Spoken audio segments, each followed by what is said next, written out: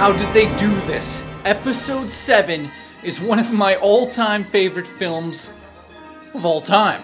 Unbelievable. The amount of dedication that went into this, the amount of care, the amount of emotion is incredible.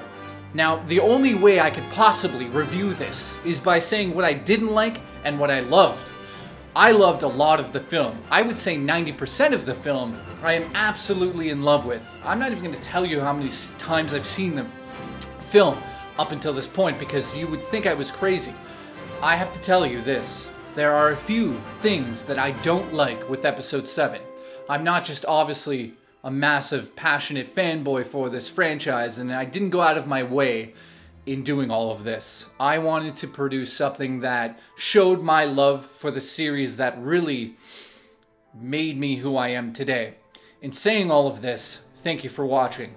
I absolutely hate, without a doubt, the design of Snoke. I think that it's way too much Harry Potter and not enough essence. Like it's just a character that we hardly see. It's giant holograms sitting on top of this staircase and a just chair that I'm just getting angry here because when I first saw it, I thought, how can Snoke be so big? I heard rumors that he was like a giant character and I thought, oh no, please don't be true. Thank the Lords, he is a giant hologram, and I understand it, I understand the symbol behind it and why it's done that way. In total, I'm not going to get into super detail of why I don't like things, but because I might do a video that's just in front of the camera of me ranting. Saying all that though, Snoke is a huge letdown for me, and I just wanted a physical person in front of Kylo explaining what he needed to do to become a Sith, essentially. He's one of the Knights of Ren, which we don't know anything about. We don't learn too much from those conversations, and it's just the amount that we get from Empire Strikes Back between Vader and the Emperor, which is fine with me, I understand that. Now, the second nitpick I have with the film, and a lot of people might agree with me, this is not just a sequel, it's literally a sequel. The characters are a reboot and a reimagination of what we have in A New Hope. And that's got to be maybe my biggest problem with the film. But in saying all of that, everything else I didn't like would be like the music. Unfortunately, we didn't get that theme that we got from the initial teaser that we had. When Kylo steps into the Force and lights his lightsaber for the first time, that music, go back and listen to it, is so deep and sinister, and it makes you feel like this is a Sith. You got those crazy horns, those dark, deep horns. And then in the film, I don't know whose themes are what. I know what Rey's theme is, for sure. I know her theme, because obviously I have the soundtrack, I listened to it a million times now. I know the other themes that I've seen from the films in the past, but there's no standout themes, which was a disappointment for me. Even in the prequels, you get themes, and you hear them. You hear the love story theme. You know those themes. Duel of the Fates, which is one of the best pieces of score from Star Wars, period, and it's in episode 1, was incredible. Why didn't we get anything like that? So yeah, music is a bit of a letdown because I don't remember any of the themes, and I've seen the film a lot, so let's just say I'm still walking away a little disappointed. Now, before I go on, I think, yeah, I'm done complaining about the film. That's it. So, there's not much left to say in the negative department. Just fly casually. Now, I have to go into what I loved about the film. Let's talk about the characters themselves. Rey, Finn, and Poe are unbelievable. You guys know this, you've seen the film. What a payoff for Rey. What an emotional ride for Finn. And what a fucking badass Poe is. Unbelievable how you don't have too much time with the characters. And this was one of the problems I had initially when I saw the film, because I sat back and I thought, in the first Star Wars, let's just call it episode 4, the first one, that's what I consider to be the first, Luke you get to know him so well. You spend almost half an hour with him on his home planet before they leave and go on the journey. And you're set up. But in this film, you've got Rey, Finn, and Poe, but also you've got Han Solo, Leia, and Luke, who you're constantly thinking about and you're worried about them. Then on top of it, you've got Chewbacca, C-3PO, and R2-D2, who are also taking you away from the main characters that are supposed to be the new main characters of a new trilogy. Now, the balance of having old with new, I think they pulled it off. I'm not 100% sure because I need to see the film at least 10 more times. But in saying all of that, these characters are emotional. The acting is incredible on everybody's part. Han Solo steals the show in many scenes, but Finn steals the show in a few, especially the trash compactor scene. It's so adorable, and just that moment they have is so much heart. I just, like, the way he's just like, yeah, there is. Like, it's just adorable, and and Rey dealing with the Force and the things that we see. But before I get to Rey, I'm going to finish with Rey. I'm going to finish on Rey, if you know what I'm saying. I'm going to say this, though.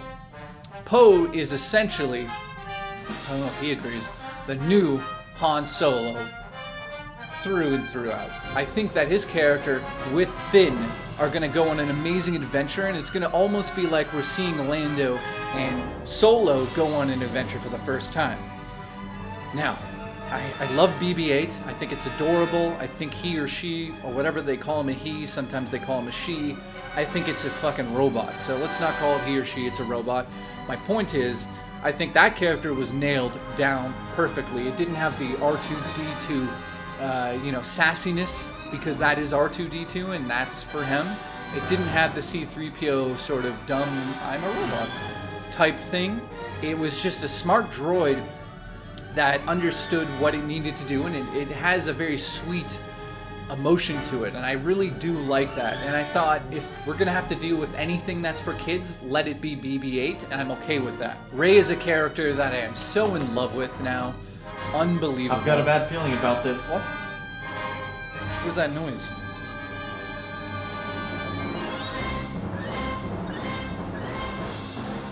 Oh no. I think we should probably get out of here soon. But Rey, unbelievable.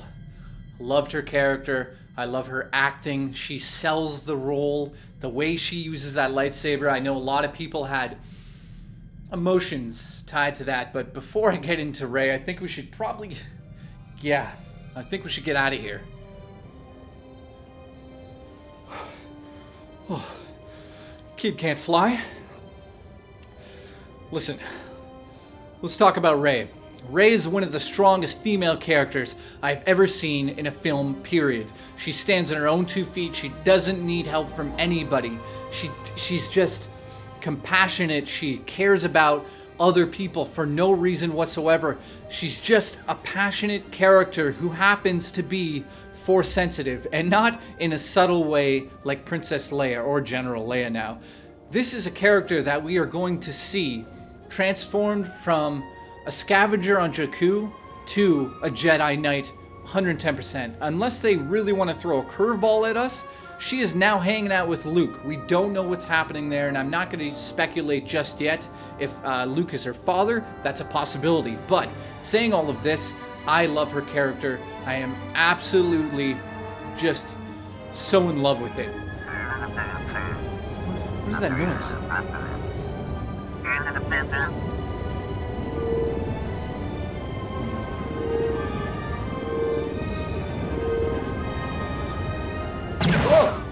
Kylo Ren is just unbelievable. One of my favorite characters in the film as well. I mean, I keep saying favorite characters. I actually love all of them equal. But Kylo, also known as Ben Solo, is a character that is just interesting to me. It's just plain and simple. He's clearly dealing with something inside, but I also feel like he is really, really dark already. And the film does an amazing job, visually speaking, showing the light side and the dark side by painting it with a blue light constantly all over the place and a red light every time he's on. If you notice and you see the film again, every time he's on screen, he's got red light or something red is going on. When he's interrogating Poe, Poe's got blue lights behind him. But then when he leans in, a red light casts on top of his shadow on Kylo Ren's face, and you start to realize, like, they've really thought this out. It wasn't just a quick, oh, just make it, one of the kids and he's evil. It is a little bit more than that.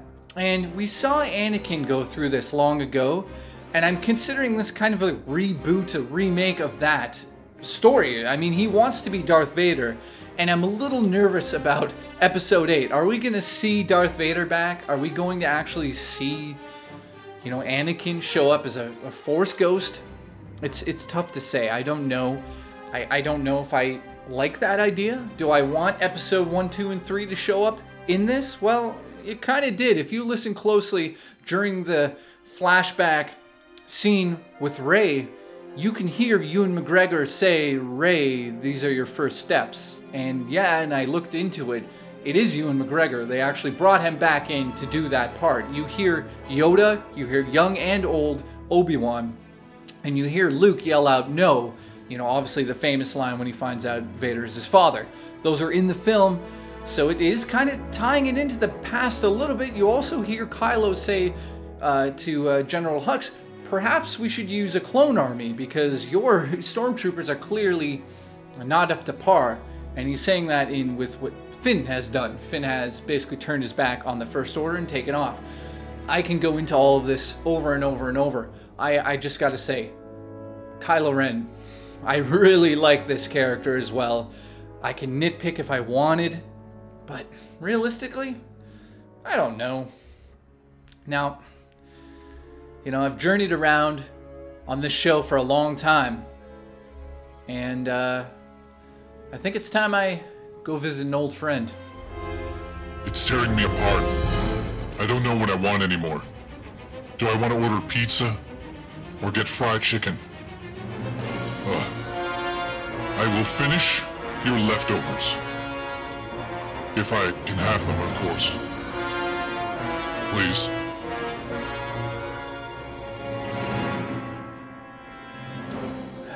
I fell on my lightsaber.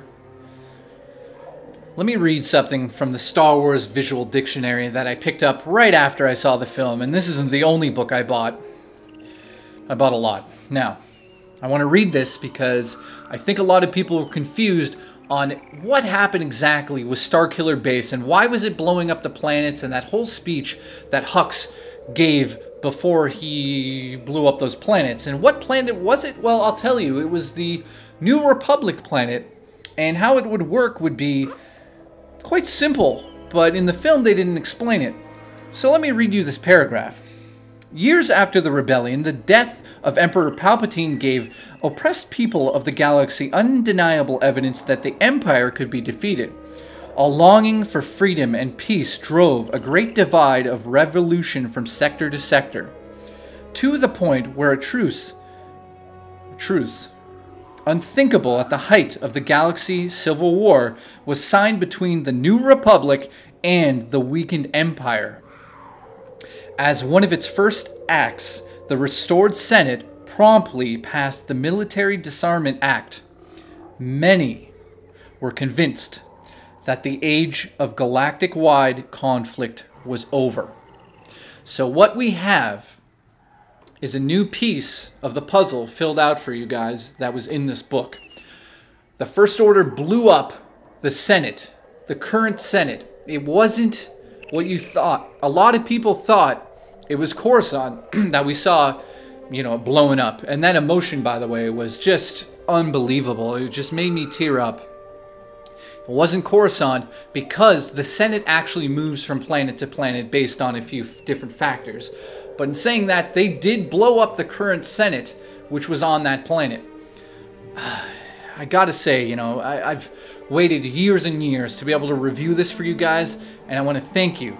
And I have to give this Star Wars movie, Episode 7, The Force Awakens, a 9 out of 10. The reason it isn't perfect is simply put, it could never be. a perfect Star Wars film. Ever. I don't know what they could have done to make it perfect. Snoke just was weak. Captain Phasma just didn't develop. The music and the themes that we've known to love were there, but the new ones kind of fall flat on their ass and you kind of forget about them. I know that we're just introduced to characters, but where's Finn's theme? Where's a theme for Poe? I know Rey's theme, but does Kylo have a theme? Does Ben have a theme? We don't know about these things, so we're gonna have to wait. But in this film, we didn't get those themes. It's just a tough thing to say to you guys that it's not a perfect film because I wanted it to be, but I think we all knew it would never be. Just, it's mind-blowing, but it's just not to that effect. I want to thank you guys for watching the show for like 7 years now. This review was like a labor of love. And did I go overboard? Yes, but that's my love. And if you don't like it, there's not much I can do. I just show you what I love and hope that you love it with me. Thank you for watching all of these years, and may the Force be with you. Always.